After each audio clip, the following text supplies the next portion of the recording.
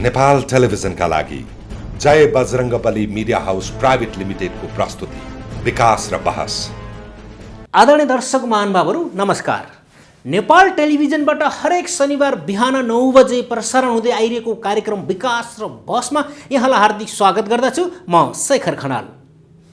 विजयादशमी 2077 सालको हार्दिक मङ्गलमय शुभकामना व्यक्त गर्दै आजको कार्यक्रम सुरुवात गर्न चाहन्छु। नमस्कार। 2077 सालको बडा दशैं, तिहार, नेपाल सम्वतको नयाँ वर्ष र छठ पर्वहरू नजिकै आइरहेको सन्दर्भमा म सम्पूर्ण नेपाली दाजुभाइ दिदीबहिनीहरू, सडक विभाग परिवार सबैमा हार्दिक मङ्गलमय शुभकामना व्यक्त गर्न चाहन्छु। साथै यो वर्षको चाडबाडको समय हामी अलि विषम परिस्थितिमा मनाउँदैछौँ। हामीलाई कोभिड-19 को समस्या छ, त्यसैले यसका पर्याप्त सुरक्षा सावधानीहरू अपनाउँदै विशेष होशियार भएर यी पर्वहरू मनाउन पनि म हार्दिक अनुरोध गर्दछु। नमस्कार। 2077 सालका सबै राष्ट्रिय चाडहरू दशैं, तिहार, छठ, ईद, उदौली उभौलीसम्मको शुभकामना भन्न चाहन्छु। समृद्ध नेपाल, सुखी नेपाली, खुसी नेपाली निर्माणको नेपाली सपना पुरा हुन सकोस्। कोरोनाको कहरबाट विश्वले, नेपालले र बागमती प्रदेशका जनताले मुक्त हुने अवस्था सृजना हुन सकोस्, यही शुभकामना व्यक्त गर्न चाहन्छु। हाम्रो नेपालीहरू, हामी सम्पूर्ण नेपालीहरूको घर आँगनमै आइसकेको अवस्था छ दसैँ, र यस महान चाड दसैँको उपलक्ष्यमा म सम्पूर्ण नेपाली दाजुभाइ दिदीबहिनीहरू, कृषक लगायत सम्पूर्णलाई, देशमा रहनुभएका र विदेशमा रहनुभएका समेत सबैलाई यस महान चाड दसैँ र आउँदै गरेको दीपावली, छठ लगायतको चाडपर्व 2077 को उपलक्ष्यमा यहाँहरू सबैको शुभ रहोस् भनेर मङ्गलमय शुभकामना व्यक्त गर्न चाहन्छु। देश विदेशमा रहनुहुने नेपाली वैदिक सनातन धर्मावलम्बीहरूमा विजयादशमी 2077 साथै आउँदै गरेको नयाँ चाड तिहार, यसै गरी छठ पर्वको मङ्गलमय शुभकामना व्यक्त गर्न चाहन्छौँ। विश्वव्यापी रूपमा फैलिएको कोभिड-19 को कारण विश्व नै आक्रान्त भएको यस विषम परिस्थितिमा हिन्दूहरूको महान पर्व विजयादशमी, शुभ दीपावली तथा छठको पावन अवसरमा स्वदेश तथा विदेशमा रहनुहुने सम्पूर्ण महानुभावहरूलाई सुरक्षित रही चाडपर्व मनाउनु हुन अनुरोध गर्दै हार्दिक मङ्गलमय शुभकामना व्यक्त गर्दछौँ। नेपालीहरूको महान चाड विजयादशमी, शुभ दीपावली, छठ पर्वको शुभ अवसरमा हार्दिक मङ्गलमय शुभकामना व्यक्त गर्दछौँ।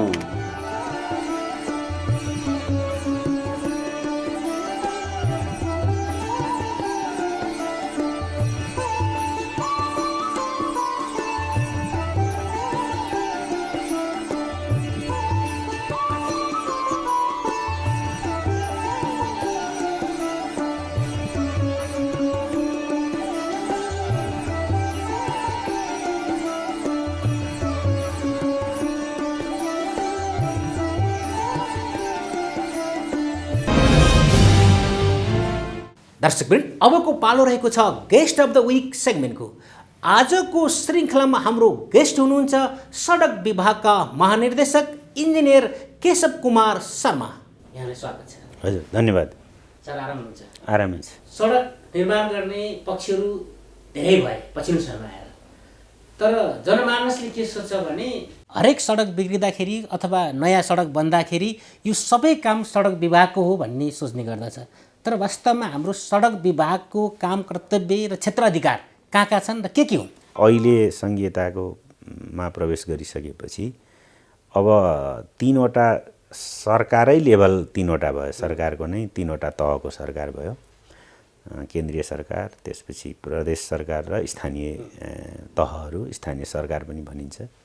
त्यो 3वटा त भइहाले। अब त्यसमा अझै पनि स्थानीय पूर्वाधार तथा कृषि सडक विभाग चाहिँ अहिले डोली मात्रै भनेर स्थानीय पूर्वाधार विकास विभाग भनेर अस्तित्वमा छ।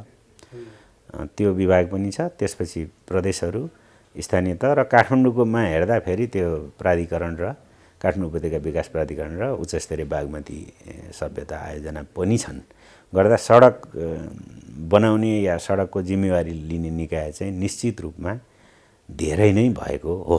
सडक विभागको चाहिँ स्कोप के हो भनेर भन्दाखेरि पहिलाको अवस्थामा राष्ट्रिय राजमार्गहरू, राष्ट्रिय राजमार्ग र सहायक मार्गहरू अनि स्ट्राटेजिक अर्बान रोडहरू केही त्यस्तो महत्त्वपूर्ण सहरी सडकहरू सडक विभागको कार्यक्षेत्रमा थियो भने अहिले चाहिँ राष्ट्रिय संविधानले राष्ट्रिय राजमार्गहरू चाहिँ केन्द्र सरकारको कार्यक्षेत्रभित्र हुने भनेको हुनाले सडक विभाग केन्द्र सरकारको भौतिक पूर्वाधार तथा यातायात मन्त्रालय अन्तर्गतको निकाय भएको हुँदा हामीले पनि त्यही मान्नुपर्ने हुन्छ। त्यसो गर्दा 80वटा राजमार्ग नेपाल सरकारले राजमार्ग भनेर घोषणा गरेको छ। त्यसको कुल लम्बाइ 14,990 जति हुन्छ। सडक विभागको कार्यक्षेत्र यति नै हो। सडक निर्माण गर्ने अथवा सडक बनाउने मर्मत गर्ने याद कुराहरू एउटै निकायलाई दिँदाखेरि सहज हुन्थ्यो या यसरी छरिएर जिम्मा दिँदाखेरि सहज भएको मान्नुहुन्छ या त लामो समयदेखि यो क्षेत्रमा आबद्ध पनि हुनुहुन्छ? यहाँलाई कस्तो लाग्छ व्यक्तिगत विचार? यस्तो हुन्छ, सरकारकै तहगतमा चाहिँ आफ्नै आफ्नै निकाय हुन ठिक छ। जस्तो केन्द्र सरकारको एउटा निकाय, प्रदेश सरकारको एउटा निकाय र स्थानीय तहको एउटा निकाय हुनसम्म त ठिक हो, किनभने संविधानले नै त्यसरी बाँड्यो। राष्ट्रिय राजमार्ग एउटा सरकारले हेर्ने, प्रदेश राजमार्गहरू अर्कोले हेर्ने र अन्य खालका सडकहरू स्थानीय तहले हेर्ने भनेको हुनाले त्यो तीनवटा त चाहिने नै भयो, किनभने हामी अरू क्षेत्रमा प्रवेश गर्न मिलेन अब केन्द्र सरकारले। तर एउटै लेभलमा केन्द्र सरकार अन्तर्गत नै विभिन्न निकाय हुनु या प्रदेश सरकार अन्तर्गत विभिन्न निकाय हुन चाहिँ हुँदैन। त्यसो हुँदाखेरि कामको समन्वय नहुने र जिम्मेवारी पनि अब यो कसको हो भन्ने अलिकति जिम्मेवारीमा पनि कन्फ्युजन हुने हुन्छ। अब यसो भनिरहँदाखेरि तर सडकहरू स्पष्ट कसको कार्यक्षेत्र भनेर विभाजन हुनुपर्छ। केन्द्रको कार्यक्षेत्र त राष्ट्रिय राजमार्ग भनेर भयो। अब त्यो चाहिँ क्याबिनेटले डिसिजन गरिसक्यो। तर अझै पनि प्रदेश सरकारहरूले कुन कुन सडकहरू प्रदेश राजमार्ग हुन्, कुन कुन हाम्रो सडक हो भनेर भनिसकेको अवस्था छैन। त्यो छिटै हुन पर्यो र बाँकी सडकहरू चाहिँ स्थानीय तहलाई जिम्मा दिनु पर्यो र सहरी सडक जति सबै नगरपालिकाहरूले जिम्मा लिनु पर्यो। त्यो अनुसारको बजेटको उपलब्धता या जनशक्तिको कुरा आफूले, किनभने अहिले जनशक्ति भर्ना गर्ने अधिकार पनि छ सबै सरकारहरूलाई, त्यो चाहिँ गरेर जानुपर्छ। नत्र भने यो कार्यक्षेत्रको ओभरल्याप जस्तो त्यसमा चाहिँ दोहोरोपना हुन सक्छ, त्यो चाहिँ गर्नुपर्छ। अहिले हामीले 80वटा राजमार्गको अलावा केही स्ट्राटेजिक अर्बान रोडहरू, यो चाहिँ महत्त्वपूर्ण सहरी सडकहरू, सामरिक महत्त्वका सहरी सडकहरू सडक विभागले हेरेको अवस्था छ भने केही चाहिँ कुनै वर्ष बजेटमा आउने, बजेट पुस्तिकामा परेर आउने खालका अलि अस्थायी प्रकृतिका सडकहरू समेत हामीले हेर्न परिरहेको अवस्था छ। भनेपछि हामीले देखिरहेछौँ, सुनिरहेछौँ प्रदेशतिर जाँदाखेरि स्थानीय, प्रदेश र सङ्घको बजेट एउटै आयोजनामा पनि डबल परेको पनि देखिएको छ। त्यसले गर्दाखेरि त्यो जिम्मेवारी कसको, कसले त्यसलाई निर्माण गर्ने भन्ने कुराहरू चाहिँ क्लियर नहुँदाखेरि त्यस्तो त्यो ठाउँमा चाहिँ लफडा भएको अथवा काम सम्पन्न हुन नसकेको कुराहरू पनि देखिरहेको छ। भने चाहिँ कारण हजुरले भने जस्तो, किनकि स्थानीयको जिम्मा यो सडकहरू यो निर्माण गर्ने, प्रदेशको यो त्यो छुट्याउन अथवा नछुटिसकेको कारणले गर्दा त्यस्तो भएको हो। अहिले झन्नै 85-86 हजार किलोमिटर सडकहरू चाहिँ बनिसकेको अवस्था देखिन्छ लम्बाइ। तर तिनीहरूलाई स्तरोन्नति हुने, कालोपत्री हुने चाहिँ भइसकेको छैन। अब राष्ट्रिय राजमार्गको हिसाबमा हेऱ्यो भने हामीले अहिले अलिकति यो कालोपत्री हुने वृद्धि दर बढिरहेछ विगत 2-3 वर्षदेखि।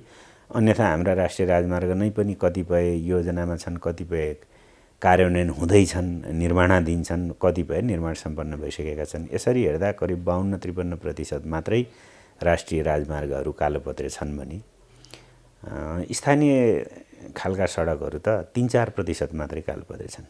त्यसैले सडकको लम्बाइ बढ्यो, तर सडकको दिगोपना, त्यसलाई उपयोग गर्ने विषयमा अब एकदमै गम्भीर भएर सोच्नुपर्छ। 2076 चैत्र 11 गति देशमा लकडाउन सुरु भयो। लकडाउनको अवस्थामा यति टाइट भयो कि आफै मानिस घरबाट निस्किन पनि डराए। आफ्नो घरको ढोकाबाट बाहिर निस्किन डराए। यस्तो अवस्थामा पनि त्यो बेलामा सडक विभागले विभिन्न सहरका विभिन्न ठाउँहरूमा सडक निर्माण गर्ने, कालोपत्र गर्ने यस्ता कामहरू चाहिँ गरिरहेको हामीले पायौँ र हामीसँग रिपोर्ट पनि छ। त्यो बेला हामीले खिचाइ पनि छौँ। त्यो बेलामा यहाँहरूले कसरी काम गर्नुभयो, कसरी टिमलाई म्यानेज गर्नुभयो, यसको विषयमा अलिकति बताइदिनु। 13 गते चाहिँ काठमाडौँ डिभिजनको डीसँग हामी सडक हेऱ्यौँ, हिँड्न यसो निस्क्यौँ सुनसान सडक। अनि हामीलाई कस्तो फिल भयो भने भर्खरै हामीले उत्कर्षमा आइरहेको थियो। यसपालि हामीले मङ्सिर पुस माघमा पनि पिचहरू गर्ने काम गरेका थियौँ। दिउँसो जुन हिउँदमा तापक्रम पुग्दैन भन्नेमा घाम लाग्दा पुग्छ भनेर गरेका थियौँ। अनि फागुनमा त हामीले एकदमै राम्रो पिकअप लिइरहेको अवस्था थियो, धेरै कालोपत्रे भएको थियो। ती सडकहरूमा हामीलाई रोड मार्किङ गर्नलाई, करको पेन्टिङ गर्न चाहिँ गाडीहरूको भिडभाडले अप्ठ्यारो भइरहेको थियो, जुन चाहिँ राति गर्दा भन्दा दिउँसो गर्दा सजिलो हुन्थ्यो। अनि त्यो देखेपछि हामीले पेन्टिङको काम चाहिँ सुरु गर्न सकिन्छ कि भनेर हामीले आफ्नै त्यो पेन्ट गर्ने मेसिन छ, त्यो मेसिन हेऱ्यौँ। अनि 2-3 जना श्रमिक भए त्यहाँ पुग्थ्यो। अनि त्यो खालको हामीले मन्त्रालयमा सल्लाह गऱ्यौँ, माननीय मन्त्रीज्यूसँग, सचिवज्यूसँग। हामी त काम गरौँ कि क्या हो, यस्तो बेला। अब त्यो बेलामा त 1 हप्तालाई लकडाउन थियो। अनि यो 3-4 दिन अझै बाँकी छ 1 हप्ता पुग्नलाई। त्यो अवधिमा हामी केही काम गर्न सक्छौँ भनेर हामीले 2-3 दिन चाहिँ त्यसरी गरौँ भन्ने बित्तिकै एकदम हामीलाई सहयोग गर्नुहोस् भन्ने मन्त्रालयबाट पनि राम्रो सहयोग भयो। भएपछि हामीले सिडिओ कार्यालयमा समन्वय गरेर यसरी हामी काम लाउँछौँ भन्यौँ। सिडिओ साहबलाई सम्झाएर गरेपछि त्यो पेन्ट चाहिँ हामी गर्न सफल भयौँ। अर्को हप्ता पनि लकडाउन भयो। त्यसो भए अलि बढायौँ। अब हामीले इन्डिभिजुअल श्रमिक आएर कर्ब स्टोन जुन छेउछेउमा पनि त्यो कालो सेतो त्यो राख्ने पनि काम गरौँ। अब त्यो चाहिँ मेसिनबाट हुँदैन, हातले गर्ने काम गरौँ भनेर हामीले श्रमिकहरूलाई खबर गर्दाखेरि उहाँहरूले तपाईँहरू सुरक्षित रहनुहुन्छ, यसरी हात धुने साबुन पानी हामी व्यवस्था गर्छौँ, हामी चाहिँ सेनिटाइजर मास्कहरूको व्यवस्था गर्छौँ, ग्लोभ्सको व्यवस्था गर्छौँ भनेपछि उहाँहरू आउनुभयो। अत्यन्तै खुसी भएर हामी घरमा त्यत्तिकै बस्नु पर्थ्यो भनेर डिस्टेन्समा रहेर उहाँहरूले काम गर्न थाल्नुभयो। अनि त्यो काम गरेपछि हामीले बाहिर पनि अब काठमाडौँमा त केही अब हुन थाल्यो। अनि हामीले बाहिर सबै डिभिजनमा हामीले सर्कुलर गऱ्यौँ। सडक विभागमा 33वटा डिभिजनहरूले कुनै न कुनै रूपमा काम सुरु गर्नुभयो। अनि त्यसो गर्दा अझै लकडाउन पिरियड बढ्न थालेपछि त हामीले विशेष गरी पुल चाहिँ बर्सातमा कोही पुलमा हामीले टेका लगाएर राखिसकेका थियौँ, कोहीमा डन्डी बानिसकेका छ।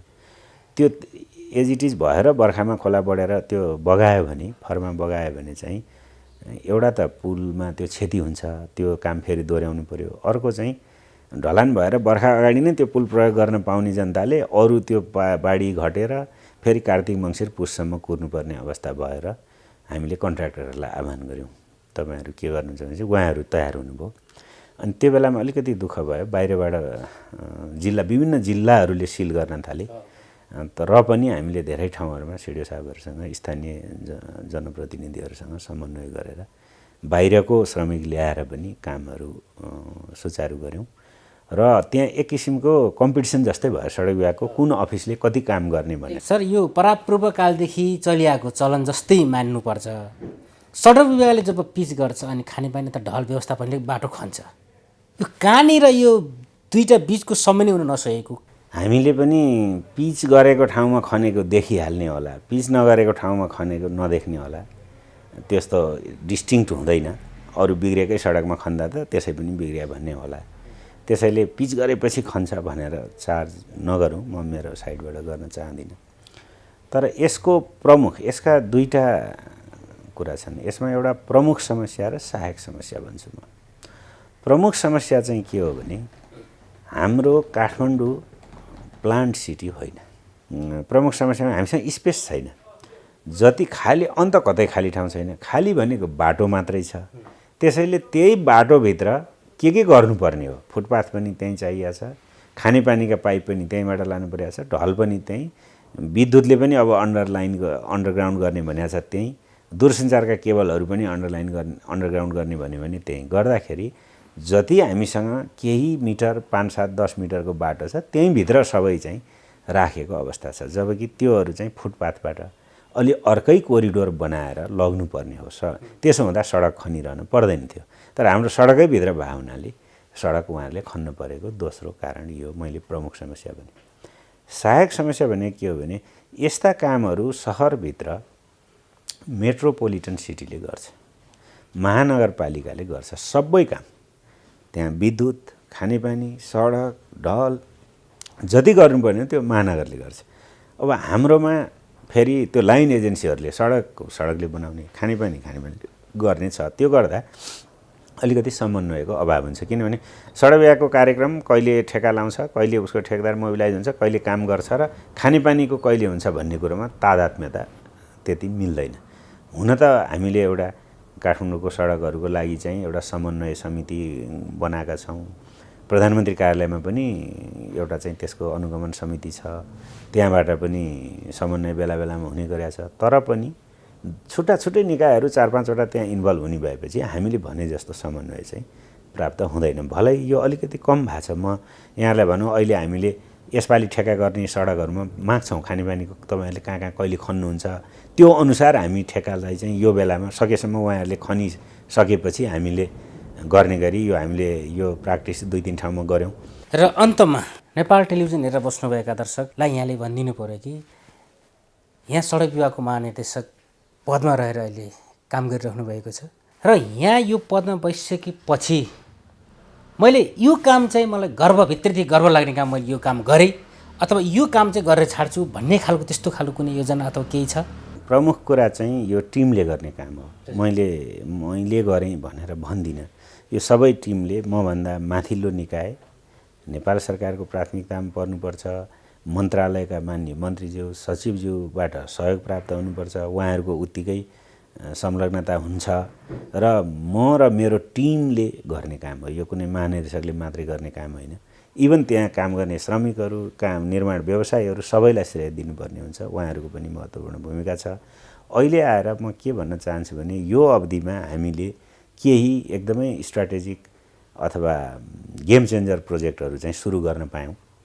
जस्तो पूर्व पश्चिम राजमार्ग हामीले 4 लेनको बनाउने काम बुटवल नारायणघाटमा ठेक्का भएर सुरु भइसक्यो। कमला कञ्चनपुरमा हामी अहिले ठेकेदार नियुक्त गऱ्यौँ। त्यसपछि बाँकी खण्ड बुटवलभन्दा पूर्वको लागि हामीले डिजाइनको लागि टेन्डर निकालिसकेका छौँ। त्यो डिजाइनको प्रोसेसमा गइसकेका छ भने बुटवलबाट पश्चिमको लागि पनि हामीले एमसिसीले अलिकति सुधार गर्छ 100 किलोमिटर जति, त्योभन्दा बाँकीको लागि हामीले अब केही समयभित्रै हामी डिजाइनको ठेक्का निकाल्न सक्ने अवस्थामा छौँ। भनेपछि पूर्व पश्चिम राजमार्ग अब हाम्रो एउटा 4 लेनको अन्तर्राष्ट्रिय स्तरको बिचमा मेडियन भएको भएर जान्छ। हिजो हामीले भएको सडकलाई मात्रै मर्मत सम्भार गर्ने अवस्थामा थियौँ कालोपत्रे भने अब चाहिँ अर्को फोल्डमा गयौँ। हामी 4 लेनवाला सडकको पनि अब हामीसँग विदेशी स्ट्यान्डर्डका सडकहरू बन्ने भए एउटा त्यसमा गर्व गर्न सकिन्छ। अर्को हामीले सुरुङ यो अवधिमा नै नागढुङ्गा सुरुङ हामीले सुरु गर्न सक्यौँ। त्यो सिद्धबाबा सुरुङको हामीले अन्तिम चरणमा हामी पुगेका छौँ। अब त्यसको चाहिँ कन्स्ट्रक्सनकै लागि ठेक्का निकाल्न सक्ने अवस्थामा हामी पुगेका छौँ। केही समयभित्रै त्यो निस्किन्छ। केही अन्य सुरुङहरू दोलखाको लामा बगरको सुरुङ भयो, यिनीहरू पनि हामी यही आर्थिक वर्षभित्र निर्माणमा जान सक्ने अवस्थामा पुगेका छौँ भने 5-7वटा ठाउँमा सुरुङहरू हामीले अध्ययन गराइरहेका छौँ प्रिलिमिनरी लेभलको। त्यस्तै गरेर यो पनि एउटा सुरुङ युगमा हामी प्रवेश। त्यसै गरेर फ्लाइओभर अहिलेसम्म थिएन। हामी काठमाडौँका रिङ रोड जुन सुधार भयो चिनिया सहयोगमा कोटेश्वरबाट कलङ्कीसम्म, त्यसको व्यस्त चोकहरूमा 3वटामा यसपालि हामी फ्लाइओभर बनाएर अब फ्लाइओभर पनि हामीले सुरु गर्ने अवस्थामा आइपुगेका छौँ भने मर्मत सम्भारका कामहरू नियमित रूपमा चलेका छन्। पुल निर्माणमा हामीले इतिहासमा नै सबैभन्दा धेरै पुल निर्माण सम्पन्न गरेको गत वर्ष पनि, यो वर्ष कोभिडको बावजुद पनि चाहिँ हामीले भनौँ 100वटाको आसपासमा हुनेमा पोहोर पनि 200 नगायौँ, यसपालि पनि हामीले 200 नगायौँ। अब कालोपत्रे सडकको सम्पन्न हुने रेट पनि बढेको छ। अब मध्यपाडी र हुलाकी राजमार्गले 2080सम्ममा 79-80सम्ममा सम्पन्न हुने आधार तयार गरेको छ। हामीले ठेकापट्टा गर्नुपर्ने काम गरेका छौँ भनेपछि यी चिजहरू हुन् जसले एउटा सन्तुष्टि चाहिँ प्रदान गर्न सक्छ टिममा। फेरि पनि म व्यक्तिगत रूपमा भन्न चाहदिनँ। हस् त, यहाँको अमूल्य समय र विचारको लागि यहाँलाई धेरै धेरै धन्यवाद। हस्, यहाँलाई पनि हाम्रो सडक विभाग सम्बन्धी कुराहरू प्रश्न पार्न अवसर दिनुभयो, त्यसको लागि धन्यवाद। दर्शकवृन्द, सडक विभागका महानिर्देशक इन्जिनियर केशव कुमारसँग गरिएको यो विशेष कुराकानीपछि अब पालो रहेको छ एक विशेष रिपोर्टको।